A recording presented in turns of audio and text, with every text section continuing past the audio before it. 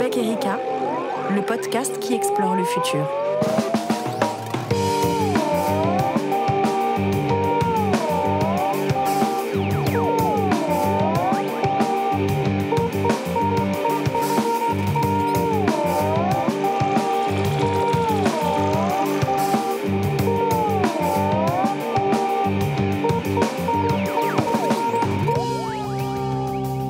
Salut les turfos et bienvenue dans ce nouvel épisode des aventures des podcasts d'Ouzbek Erika. Une aventure dans laquelle on est ravis de vous embarquer toutes les semaines. Ravis de vos commentaires, de vos encouragements, de vos petites étoiles sur iTunes. Ça nous fait toujours chaud au cœur. Alors cette semaine on part sur un velouté d'actu, sans oublier le croquant, comme on dit dans une émission que des gens aiment bien, pas autour de cette table, mais je sais que certains d'entre vous l'aiment cette émission. Bref, l'idée comme on l'avait fait le mois dernier, c'est de vous présenter une sélection de sujets en décidant de ce qui est historique et anecdotique. Alors on va prendre les paris sur ce dont vous allez vous rappeler dans 10 ans versus ce que tout le monde aura oublié dans 6 mois. Mes joyeux lurons de collègues vont vous présenter chacun 2 sujets et on en débattra pour savoir s'ils relèvent de l'histoire donc ou de l'anecdote. L'histoire jugera et vous aussi, chères auditrices et auditeurs. Alors pour vous offrir cette sélection de l'actu du Turfu toute subjective, je suis entouré toujours par l'excellente Annabelle Laurent. Salut Annabelle. Salut Guillaume. Le superbe Vincent Lucchese. Salut Vincent. Coucou Guillaume. Et notre capitaine uzbek à nous, j'ai nommé Blaise Mao. Salut Blaise. Bonjour Guillaume. Oh, c'est très formel, j'adore.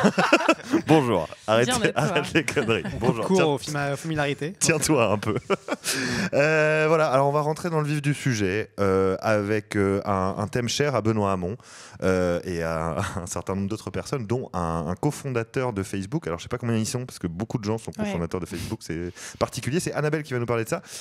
Donc le revenu universel, pour celles et ceux qui n'avaient pas compris, que veut expérimenter donc un cofondateur de Facebook. Voilà, alors c'est pas en effet le plus connu de tous, il s'appelle Chris Hughes. Chris Hughes. Quand on a vu sa tête, on s'est dit quel est ce visage d'adolescent qu'on n'a jamais vu nulle part. Et j'ai regardé s'il était dans The Social Network sur plein de photos et il est sur aucune photo. Donc... Mais existe-t-il vraiment? Il existe, en fait, il s'occupait, c'était celui qui, à défaut de savoir coder, savait communiquer avec le monde extérieur. Contrairement à Mark Zuckerberg, et un peu tout l'inverse. Voilà, et tous les autres en fait. D'accord. Et non, il s'occupait de la com, des relations publiques de Facebook. Il a eu aussi un rôle important pendant la campagne d'Obama. Mais Sean Parker, il faisait pas ça à l'époque aussi? Mais non. Ah, d'accord. Pardon. Enfin, c'est aussi. Mais bon, Chris Hughes était dans le coin aussi. Voilà, donc ce Chris Hughes, il est parti en 2012 de Facebook avec 500 millions en poche, une petite somme sympathique. Somme rondelette. Voilà, et depuis, il préside l'Economic Security Project, une organisation qui est dédiée à faire avancer le débat sur le revenu de base aux États-Unis. Depuis 2012 ? Ouais. D'accord. Enfin, je ne sais pas depuis quand, à vrai dire, il préside cette organisation, mais en tout cas, il est parti en 2012. Et là, il vient de publier un livre dans lequel donc, il défend l'instauration d'un revenu de base. Alors concrètement, il veut apporter à chaque adulte actif dont la famille gagne moins de 50 000 $ par an un revenu supplémentaire de 500 $ par mois. D'accord. Mais comment veut-il y arriver ? C'est la question. Et c'est là que c'est intéressant. Il veut taxer les 1% d'Américains les plus riches. Dont il fait a priori partie avec 500 millions, je ne sais pas, peut-être. Évidemment partie, ouais. Voilà. Donc la mesure profiterait, d'après ses calculs, à 90 millions d'Américains, diviserait par 2 le nombre de gens vivant en situation de pauvreté, stabiliserait la situation financière d'une grande partie de la classe moyenne, et il précise le tout pour la moitié de ce que nous dépensons chaque année dans la défense. Par exemple. Ouais. Donc ce qui est intéressant, c'est qu'il rejoint les adeptes de cette mesure qui sont donc Elon Musk, Tim O'Reilly, Mark Zuckerberg, donc beaucoup de gens de la Silicon Valley soutiennent le revenu universel. Et Benoît Hamon. Et Benoît Hamon, qui ne s'est pas encore installé dans la Silicon Valley, mais ça ne devrait pas tarder. Ça va ouvrir une antenne à Palo Alto. Voilà. Mais lui, il fait aucun lien avec l'automatisation du travail. Pour lui, c'est pas c'est en fait le futur. C'est pas le problème. Le futur du travail précaire est déjà là, quoi. D'accord. Et donc c'est juste une redistribution des richesses, quoi. Enfin, fondé sur l'observation que les travails sont précaires et que en fait, c'est pour ça que ce revenu complémentaire, il est offert à des travailleurs. D'accord. Mais aux États-Unis, il y a tellement de travailleurs qui n'arrivent pas à joindre les deux bouts même avec un travail. Aujourd'hui, en fait, avoir un travail ne suffit plus. Tu peux plus dire aux gens get a job et ça va réduire leur situation de précarité. Donc voilà, il prend aussi sa propre histoire comme preuve de l'injustice du système. Il dit « Je suis fier du travail que j'ai accompli, mais le fait que j'ai pu gagner près d'un demi-milliard de dollars pour 3 ans de travail, alors que la moitié des Américains n'ont pas de quoi trouver 400 dollars en cas d'urgence. » C'est un peu comme Blaise à Ouzbek Erika en 7 ans, quoi. 500 millions, c'est ça. Voilà. Je suis un peu le Chris Hughes de la rédaction, c'est vrai. Pardon. Il Je t'ai dit interrompu. que donc ça témoigne de ce qui ne va pas dans notre économie. Donc on n'a pas attendu Chris Hughes pour apprendre que le système était injuste. Mais ce qui a été pas mal dit, c'est que pour les milliardaires de la Silicon Valley, c'est très facile de récupérer l'utopie du revenu universel en prétendant qu'ensuite les gouvernements vont prendre en charge ce financement-là. Et qu'eux iraient pendant ce temps-là déposer leurs milliards dans les paradis fiscaux. Ça, c'est Evgeny Morozov qui dit ça. Un technocritique célèbre. Voilà. Américano-biélorusse. Américano-biélorusse. Mais voilà, ce qui est juste intéressant, c'est que donc un adepte de plus, mais lui propose de taxer les plus riches. Time Magazine lui demande mais pourquoi aller chercher les plus riches? Il dit mais je ne vais pas aller chercher les plus riches avec des fourches. Pas du tout. Enfin, il entretient une ambiguïté, évidemment. C'est tabou de dire qu'on taxe les plus riches, mais malgré tout, c'est quand même sa mesure phare, c'est ce qu'il propose. Donc voilà, je dis, parce que c'est un peu le jeu, je dis historique, mais c'est juste... la grande question. Voilà, je dis historique juste pour le fait de vouloir taxer les plus riches, donc lui-même, donc ses petits amis de Facebook et de la Silicon Valley. Voilà. D'accord. Donc ce serait historique selon toi. On va donner la parole à Vincent Wablès. Qui veut l'apprendre, l'apprend. Moi, je la prends parce que je trouve que ça manque de panache, cette absence de fourche, justement. S'il y avait eu des fourches, ça aurait été historique, mais puisqu'il renonce aux fourches, Voilà. c'est intéressant. Sans fourche, pas d'histoire. Ouais, Sans fourche, pas d'accord. d'histoire, c'est bien. Mélenchon serait c'est ravi bien. de ton propos. Voilà. Non, plus sérieusement, c'est vrai que c'est intéressant comme propos, mais je pense que c'est ni le premier ni le dernier à tenir ce discours-là, y compris parmi les plus riches et dans la Silicon Valley. On sait que Bill Gates avait soutenu le revenu universel, qu'il y avait d'autres grandes fortunes américaines qui appelaient à être plus taxées. Donc on peut jamais être sûr que ce soit pas non plus un coup de com' ou que ce soit pas non plus une bonne intention qui engage pas finalement à grand chose. Bien sûr. Ouais. Donc moi je trouve ça intéressant, mais voilà, pas de fourche, pas d'historique. Anecdotique donc, Blaise, Je tu suis dois d'accord, trancher. à vrai dire. Ce qui est intéressant, je trouve, c'est quand même pas exactement un revenu universel, c'est vraiment une proposition de revenu pour les travailleurs les plus pauvres, complémentaires. Donc je trouve que c'est vendu comme un revenu de base et c'est pas vraiment un revenu universel. Donc voilà, c'est quand même une nuance importante, je pense, à apporter. Après, j'aurais tendance à dire quand même historique, parce que c'est la première fois qu'il y a une proposition vraiment concrète qui vient d'un des pontes, penseurs, stars de la Silicon Valley sur le sujet. Jusque-là, c'était vraiment des déclarations de bonnes intentions. Là, on a un projet précis, chiffré, qui n'est pas un revenu universel, mais qui est une proposition de taxe, donc des plus riches. Je trouve au moins c'est plus honnête, plus transparent et plus compréhensible. Donc on arrive à mieux lire ce qu'il y a derrière cette proposition. Donc pour ça, c'est historique. C'est historique. Merci, c'est toujours merveilleux ces petits pointes qui Sentence viennent tombe avec poésie comme ça. joyeusement rythmer cette émission. Sans transition, on va quitter le plancher des vaches et s'envoler un peu dans l'espace.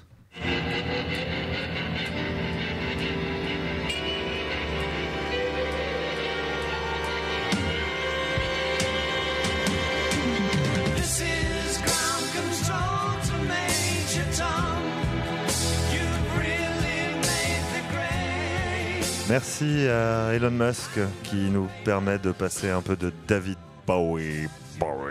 Enfin, on n'a pas besoin de lui pour passer du podcast. David Bowie. Non, mais dans un podcast, oui, pourquoi pas. Donc pourquoi Elon Musk, pourquoi David Bowie, pourquoi une Tesla, pourquoi une big fucking rocket? C'est Vincent qui va nous résumer tout cela. Oui, merci Elon Musk pour nous avoir permis d'entendre ce que l'espace n'a pas entendu, puisqu'il n'y a pas de son dans l'espace.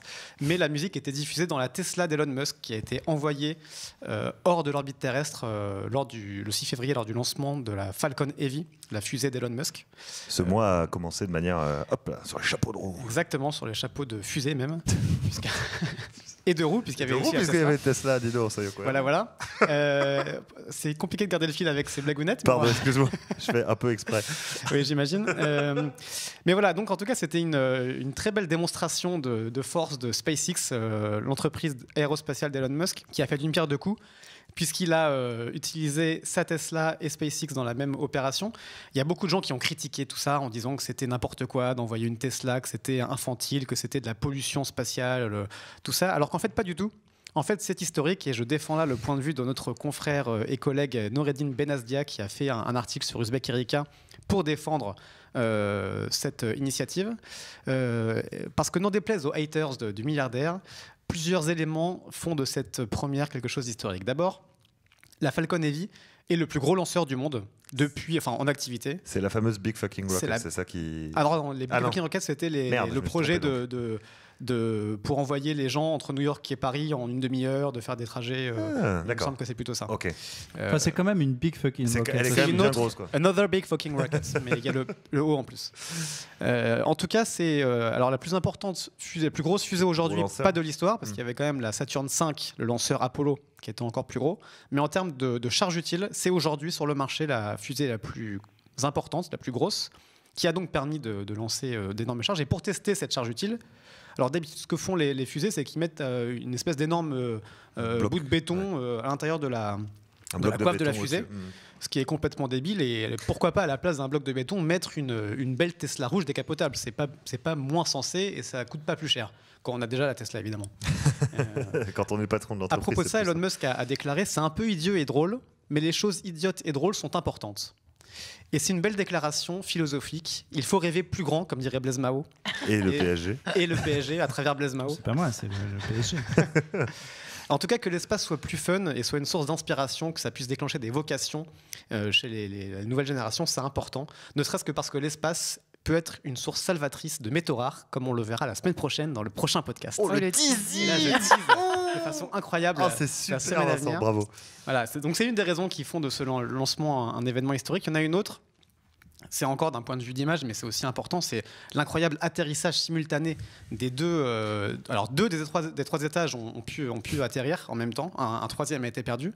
Malgré tout, c'est un succès phénoménal. Ça va plus loin que l'image. Là, scientifiquement, c'est quand même. C'est les deux. C'est très fort du point de vue de l'image parce que tout le monde était s'extasiait devant cette image vraiment de science-fiction où on voit l'atterrissage des deux fusées. Et ça, c'est le symbole de cette nouvelle économie de l'espace, les lanceurs réutilisables d'Elon Musk qui permettent de baisser incroyablement les coûts d'opérations spatiales et de démocratiser ou en tout cas de privatiser les opérations spatiales et donc d'ouvrir les portes à une nouvelle ère d'exploitation des ressources, de tourisme spatial et pourquoi pas d'envoyer David Bowie sur Mars. On ne sait pas encore s'il est dans le Starman ou pas finalement. Je pense que, c'est ma théorie, je pense qu'il est dans la voiture. Voilà. Il est, son corps... la dépouille de David... est en train de se désintégrer à cause des rayons. C'est possible. Alors, pour des arguments un peu plus profonds, je vous encourage à aller lire l'article de Noureddin Benazdia. Mais en tout cas, moi, je juge l'événement historique pour toutes ces raisons. Ok. L'argumentation est difficilement attaquable. Je ne sais pas si quelqu'un considère cela autour de la table comme étant anecdotique ou est-ce qu'on se range tous derrière la vie. Oh, allez, Annabelle, go. Non, mais en plus, j'étais hyper convaincue par l'article en question. Mais moins par Vincent. Et je l'ai tellement mal défendu. Non. Non, pas du tout, mais ça n'empêche pas que je ne vois pas en quoi l'événement me semble serait historique, quoi. En fait, quand j'ai vu cet envoi de Tesla, je me suis dit coup de pub, caprice de milliardaire, enfin tout ce qui est démonté en fait par Noureddin après dans l'article. Mais après, je ne vois pas en quoi c'est l'actu. C'est pas que la Tesla qui est historique, c'est le lanceur Falcon Heavy, c'est aussi une première pour le lanceur. Ouais, mais ça me parle pas. Ok. Ça, je m'en fous. Okay. D'accord. Blaise, encore une fois, c'est à toi que revient le... Moi, je rejoins Vincent. Je pense que c'est historique pour plein de raisons scientifiques. Bande de fans des... Non, alors voilà. Non, alors Blaise parle d'un endroit bien précis. Sans être un Musketeers, puisque j'ai vu qu'il y avait eu un sondage sur Twitter lancé pour savoir comment on appelait les fans d'Elon Musk. Il y avait plusieurs noms. Bon j'aimais bien Musketeer. Donc, je ne suis pas un Musketeer, mais je reconnais à Elon Musk le mérite de faire des projets un peu dingues, un peu fous, avec une patine un peu vintage, nourrie de science-fiction, de pulp, de comics des années 60, 70. Il a cette culture-là. Ouais, sur la voiture, et je trouve que par rapport à tous les autres projets un peu aseptisés qu'on peut voir sortir de la Silicon Valley, Elon Musk a toujours ce côté waouh. assumé, revendiqué et qui, à mon avis, et je l'espère, a un effet aussi sur les plus jeunes. Je pense qu'il y a des gamins, quand ils ont vu une voiture rouge avec un mannequin étrange voler devant la Terre, ça a dû quand même être une image puissante pour eux, peut-être pas aussi forte que celle qu'ont pu avoir nos parents ou grands-parents avec les premiers pas de l'homme sur la Lune, mais j'aime bien que l'imaginaire de la conquête spatiale et de l'exploration spatiale soit encore nourri. Je trouve ça rassurant. Et réactivé par et en plus, c'est un imaginaire qui ne pollue pas, puisque contrairement à ce que disaient les haters, ça ne reste pas en orbite, ça va se dégrader au fur et à mesure avec la radiation solaire. Et il y avait aussi plein d'autres références culturelles dans la Tesla. Oui, c'est ce que j'ai commencé à dire. Il y a le ton de panique. Fondation d'Asimov, le ton de panique sur l'écran. Plein de petits clins d'œil guide du voyageur galactique. Geek culturel. Et puis surtout, il y avait David Bowie dans l'espace. Voilà, à partir de là, c'est historique. C'est historique. Voilà, c'est historique, c'est confirmé. On va revenir sur Terre, mais on va rester avec Blaise et un grand monsieur qui nous a quittés, pas dans l'espace, mais qui nous a quittés tout court. Eh bien oui, Guillaume, le 7 février à San Francisco, John Perry Barlow est mort à 70 ans, des suites d'une longue maladie, comme on dit dans les rubriques nécrologiques des journaux. Alors John Perry Barlow, pour ceux qui ne le connaissent pas, c'était effectivement un grand monsieur de l'histoire d'Internet qui a été longtemps compagnon de route du Grateful Dead. Autre excellent groupe, décidément ce podcast est placé sous le signe de la bonne musique de la fin des 60s. Le Grateful Dead, groupe culte, donc c'est John Perry Barlow a toujours porté sa barbe, ses petits yeux enfoncés. Il avait une tête incroyable, les joues un peu taillées à la serpe. Et il est connu pour avoir cofondé en 90, au-delà de son existence aux côtés du Grateful Dead, il est surtout connu pour avoir fondé l'Electronic Frontier Foundation, l'EFF, ONG dont les campagnes pour la défense d'un Internet libre ont rythmé ces dernières années. Et en 96, donc 6 ans après la création de cette ONG, John Perry Barlow a publié un texte devenu culte qui s'appelle La Déclaration d'indépendance du cyberespace, qui a inspiré toute une génération de militants des libertés numériques, texte visionnaire, fondateur, et qui s'ouvrait ainsi. Governments of the industrial world, you weary giants of flesh and steel, I come from cyberspace, the new home of mind. On behalf of the future, I ask you of the past to leave us alone. Voilà, donc gouvernement du monde industriel, géant fatigué de chair et d'acier, je viens du cyberespace, nouvelle demeure de l'esprit. Au nom de l'avenir, je vous demande à vous, qui êtes du passé, de nous laisser tranquilles. Vous n'êtes pas les bienvenus parmi nous, vous n'avez aucun droit de souveraineté sur nos lieux de rencontre. Donc John Perry Barlow avait un peu vu ce qui allait se passer avec Internet, et ce découpage du web entre quelques acteurs géants. Et il était vraiment un ennemi de la propriété intellectuelle, un libertarien version civilisation du partage un peu.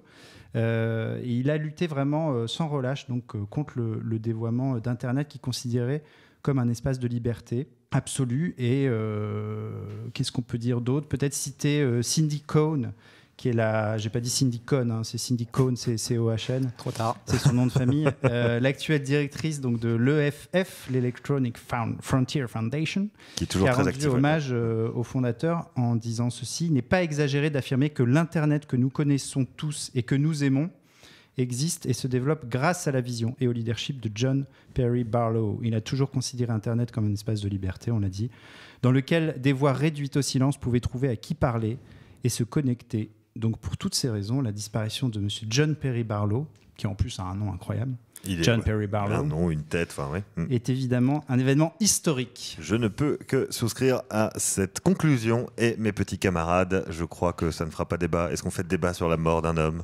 Non. Cette pression incroyable. Ça dépend qui. Non, je le connaissais pas. Guillaume n'a pas le droit de vote, mais il fait tout pour avoir le droit de vote malgré lui. C'est ça, je mets la pression. Non, on peut dire que c'est. Mais surtout avec la beauté de cette déclaration, c'est pas possible. On s'incline. Donc rest in peace. C'est historique. Sans accent, le rest in peace, pardon. On va s'égayer un petit peu, changer un peu, parce que là, on était un petit peu grave. Et merci Blaise pour cet hommage. Annabelle, tu vas nous parler d'une université du bonheur, mais qu'est-ce que c'est que cette histoire ? Alors, c'est pas exactement une université du bonheur, mais c'est un cours sur le bonheur qui a été donné à l'université de Yale. Ok. Oh yeah. Ok. Dans les dents, Guillaume. Voilà. Pardon de te reprendre. Donc, ce cours s'appelle Psychology and the Good Life. Donc, il a été proposé aux étudiants le 12 janvier. Le 12 janvier, il y a 300 élèves qui sont inscrits. Une semaine plus tard, ils sont 1200 inscrits à ce cours, soit près du quart des étudiants de l'université. Okay. Et en fait, aucun cours n'avait rassemblé autant de gens depuis 316 ans. C'est-à-dire le début depuis la naissance de l'université de Yale. Donc c'est le cours qui a historiquement rassemblé le plus de monde. Incroyable. Donc ce qui est assez frappant pour la professeure de psychologie qui a proposé ce cours, qui s'appelle Laurie Santos.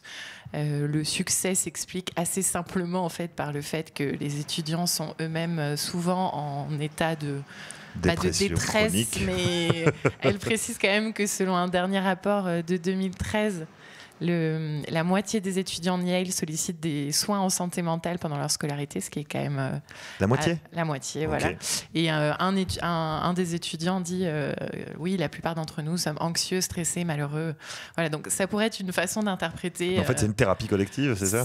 On pourrait croire que c'est le cas, mais en fait, c'est quand même bien plus que ça. C'est pas tout le monde s'allonge sur un divan. Même 1200 personnes, d'ailleurs, ça serait assez compliqué à organiser. Donc ça, c'est un cours de psychologie positive, et ce qui m'a permis d'apprendre en fait ce que c'était que la psychologie positive, qui en fait est un courant de la psychologie qui a été initié en 1998 par un certain Martin Seligman, enfin Martin parce qu'il est American. Évidemment. Évidemment. Et donc... Et décidément, il faut qu'on arrête avec les accents, ça va pas, non. On a besoin des petits Frenchies qui découvrent. Les accents allemands, la dernière fois, c'était parfait, mais là, bon, on est moins bon. Donc, on pourrait croire également que c'est la quête égocentrique du développement personnel et qui nous rappelle un peu nos obsessions contemporaines pour le développement personnel. Mais c'est bien plus que ça, et elle s'est développée en fait pour aller à l'encontre de finalement des années de psychologie où on a pris en compte que les manques et les pathologies. Et ce qui est rappelé par Jacques Lecomte, qui est un des instigateurs de la psychologie positive en France, je vais vous donner les chiffres. Les banques de données anglo-saxonnes montrent qu'il y avait 100 publications scientifiques sur le bien-être en 1978 contre 10 000 sur la dépression et 16 000 sur l'anxiété. Ah oui. Et en 2003, les chiffres étaient de 4 000, 90 000 et 73 000. Donc voilà, en fait, la psychologie s'est toujours intéressée qu'aux manques et aux pathologies. Donc intéressons-nous à la psychologie positive, et visiblement les universités, les universités sont convaincus, et les étudiants surtout. De l'intérêt du truc, quoi. Voilà, donc je peux pas dire que c'est historique malgré tout, je vais quand même dire que c'est anecdotique, mais ça me semblait intéressant. Je vais laisser mes chers sachant collègues que Yale fait partie des grandes universités de l'Ivy League, de l'Ivy League, c'est pas les universités les plus prestigieuses des États-Unis. Ça intéresse Blaise vient de faire le signe East Coast. J'ai été troublé. Blaise ayant un hoodie, il pourrait avoir Yale un marqué petit dessus. Yale marqué tout à fait sur son hoodie. Oui, non, mais ce que je voulais dire, c'est que c'est peut-être les futurs décideurs de demain qui sont intéressés par ce genre de choses. Ça veut peut-être dire quelque chose d'une génération aussi. Je ne sais pas. Je laisse la parole à Blaise, puisque comme ça, ce sera Vincent qui tranchera sur historique ou anecdotique, sauf si Blaise considère. Non, je prends la parole, je prends la main, Guillaume. Vas-y. C'est effectivement plus un signal faible ou un signe d'espoir qu'un événement historique. Je pense que les chiffres sont interpellants, mais il faudrait qu'il y ait d'autres cours similaires ou qu'il y ait vraiment une demande un peu plus large à l'échelle d'un pays, voire de plusieurs États, pour qu'on puisse parler de phénomènes. Donc j'aurais tendance à dire que c'est un signal faible intéressant, mais pas une actualité historique, donc plutôt anecdotique. De fait, et Vincent, donc je suis privé de mon pouvoir de trancher, du coup. Exactement. C'est déjà anecdotique, c'est terrible. J'ai coupé l'herbe sous le pied. C'est anecdotiquement intéressant, mais effectivement, je pense qu'il y a aussi l'effet de nouveauté qui peut jouer, qui peut attirer des gens sur ce cours assez original. Il faudra voir au long terme si les dirigeants de demain sont un peu plus positive attitude dans leur psychologie que ceux d'hier. Je suis pas convaincu que ce soit le cas. Est-ce que tu as dit ça parce que la fille s'appelle Laurie Santos ou merveilleux. C'est donc on considère que cette petite news est joyeusement anecdotique. Est-ce que c'est confirmé par notre Madame Google ? Je pense que c'est anecdotique. Bravo, elle a eu du mal à le trouver parce qu'on n'avait que des historiques jusqu'à maintenant. Oui, elle aime pas anecdotique. Elle aime pas, hein, elle nous... Non, elle fait... J'aime pas trop l'anecdotique. Ouais. Restons sur... non, repartons dans l'espace. On fait des voyages, terre, espace, c'est super. Mes transitions sont toutes trouvées et un peu foireuses. Vincent, je vais donc te laisser la main. A priori, donc, l'humanité serait prête à accueillir nos amis les aliens. Qu'est-ce que c'est que cette affaire ? Est-ce que c'est parce qu'ils ont entendu David Bowie dans l'espace que les aliens sont aujourd'hui proches de nous rencontrer? On ne sait pas. Voilà la transition. Voilà, bravo. La transition tout aussi fumeuse que celle de Guillaume Ledy. En tout cas, d'après l'article aussi de Guillaume Ledy, qui n'a pas le droit de vote, mais qui écrit de bons articles. Oh, merci. Je suis touché. On sait que le 10 janvier, alors ça remonte un petit peu, mais c'est sorti plus tard, c'était publié le 10 janvier dans la revue Frontiers in Psychology. J'ai aussi un accent anglais très... comme vous le constatez. C'est le podcast de l'accent voilà. anglais. Bref, en tout cas, c'est un professeur de psychologie, Michael Varnum, qui a, à la française, qui a mené une étude en 3 temps pour essayer d'analyser comment les gens réagiraient à l'annonce d'une vie extraterrestre. Alors, c'est une vie extraterrestre, c'est pas des petits gris ou des grands aliens en forme de pieuvre, comme dans l'excellent film Premier Contact, mais c'est plutôt des vies bactériennes, ce qui est plus probable aujourd'hui, ce qu'on recherche en allant sur Mars. Il y a notamment une mission européenne ExoMars 2021 qui devrait en 2021 peut-être trouver des bactéries sur Mars. Donc, on le souhaite. On peut être en tout cas dans un temps très court confronté à ce genre d'actualité. Donc le chercheur a voulu tester cette hypothèse et il a donc interrogé 500 personnes en leur demandant d'abord comment est-ce qu'ils pensaient qu'ils réagiraient si on leur annonçait l'existence d'une vie bactérienne. Dans un second temps, comment est-ce qu'ils réagiraient à la lecture d'un article du New York Times annonçant la découverte de vie fossile, bactérienne fossile sur un astéroïde martien, et puis comment ils réagiraient aussi à l'annonce de la création d'une vie artificielle créée en laboratoire sur Terre. J'ai tout bon, c'est ça. C'est parfait. Bien résumé ton article. Extrêmement bien résumé. Voilà. Je suis admiratif. C'est parce qu'il est bien écrit. Voilà, on va s'arrêter là avec les compliments. C'est ça. En tout cas, c'était intéressant parce que les gens ont été très majoritairement enthousiastes devant ces fausses annonces. Et se sont montrés plutôt prêts et plutôt optimistes quant à l'annonce d'une telle vie extraterrestre bactérienne. Donc ça reste quand même assez petit comme vie, encore une fois, extraterrestre. Mais ça tranche avec ce qu'on pouvait imaginer auparavant, puisque voilà, il y a l'anecdote célèbre que tu rappelles dans ton article, qui est celle du mouvement de panique qui avait gagné les gens aux États-Unis en 1938, quand la guerre des mondes était passée à la radio d'Orson Welles. Qui était a priori plus petit que ce qu'on peut...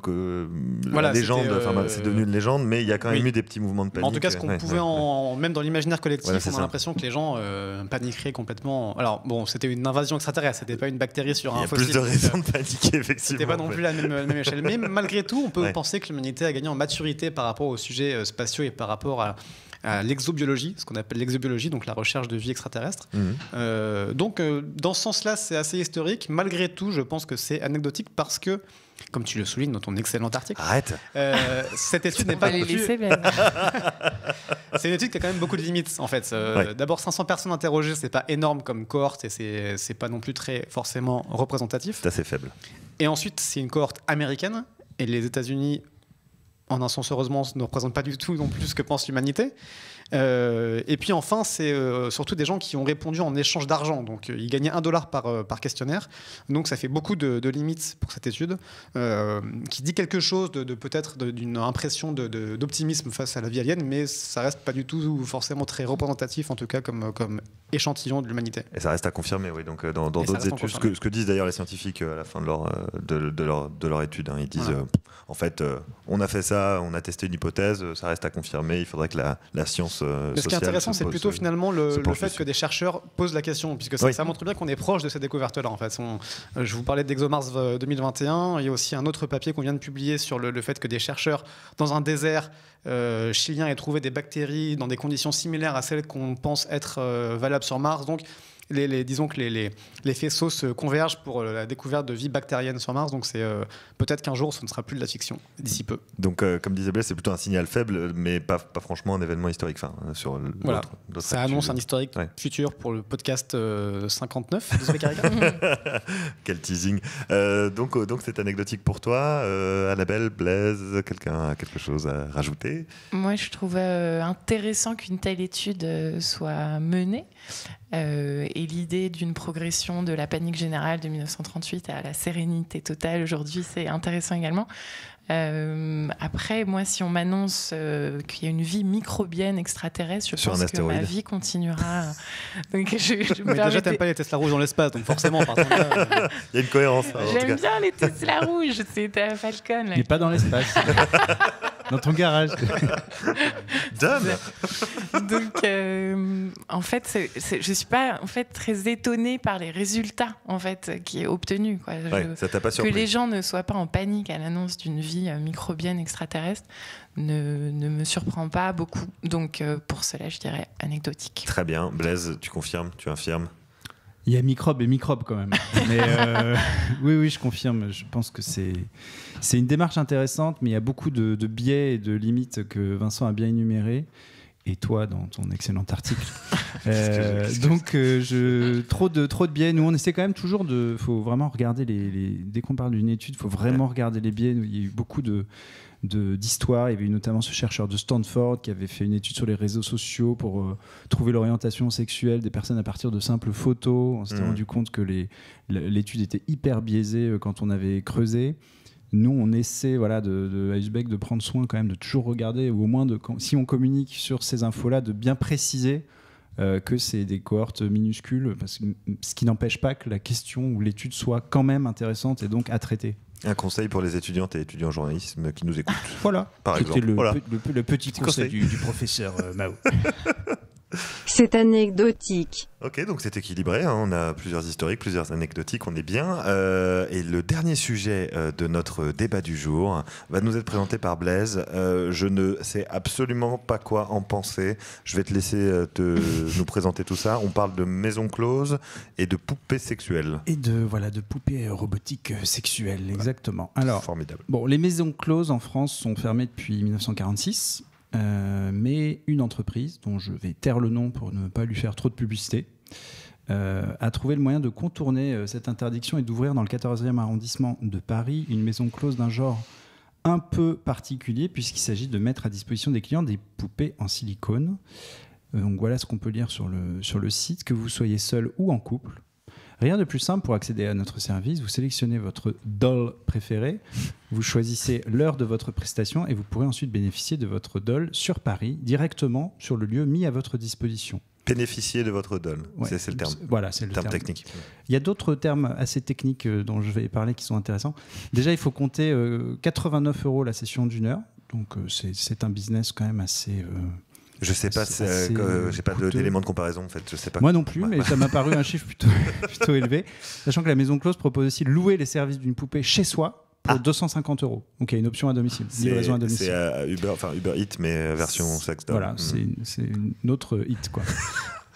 Trois modèles sont disponibles. Donc il y a Kim, Sophia et Lily. Ah, ils ont des prénoms. Voilà, donc avec des fiches personnalisées. Donc par exemple Lily, poupée asiatique décrite comme fine à la poitrine généreuse et la plus maniable des trois. Donc voilà, je vous laisse avec ça. Je ne sais pas ce qu'il faut en penser. Elles sont toutes les trois présentées comme des sextoys de dernière génération, reproduction très réaliste de vos partenaires favorites. Donc là aussi, à vous d'interpréter. Donc, qu'est-ce que ça nous dit ? Ça nous dit que, effectivement, les robots sexuels sont en train de ringardiser les simples poupées de silicone qu'on connaît depuis des années. Oui, mais alors attends, là c'est des poupées ou des robots ? Pardon, mais... Là, c'est des poupées. D'accord, ok. Mais il faut regarder plus loin. Okay. Ce sont des poupées en partie intelligentes. C'est pas de simples poupées gonflables. D'accord. C'est des débuts de robots sexuels, mais on ne peut pas encore les qualifier de sexbots évolués. En tout cas, pas autant que Harmony, par exemple, qui avait été commercialisé l'été dernier. Donc on parle quand même de robots sexuels, mais de toute première génération, ce qui en annonce d'autres. Et c'est peut-être ça qui est inquiétant. Qu'est-ce qu'il faut en dire ? Donc, moi, je pense que c'est anecdotique, d'abord parce que c'est pas nouveau. La maison close, là, à Paris, il y en a déjà des équivalentes à Barcelone, Vienne et Dortmund, en Allemagne. Ensuite, parce que l'entreprise française a juste contourné la loi et qu'elle loue des jouets, en fait, officiellement. Elle loue des jouets, en l'occurrence un morceau de métal avec du silicone. C'est la définition exacte, donc je trouve ça un petit peu glauque. Donc elle tombe pas sur la législation, sur l'interdiction des maisons closes de loi de 1946. Et enfin, on a beau penser que chacun fait ce qu'il veut de sa vie sexuelle du moment que ça reste dans le cadre de la loi, le succès commercial des fembots ou des gynoïdes, donc ces robots d'apparence féminine. On parle aussi du phénomène de digisexualité, c'est le terme qui est en train de monter pour évoquer cette attirance sexuelle pour les robots. Sexualité avec les doigts. Ça pose des questions qui sont dérangeantes, voire totalement flippantes.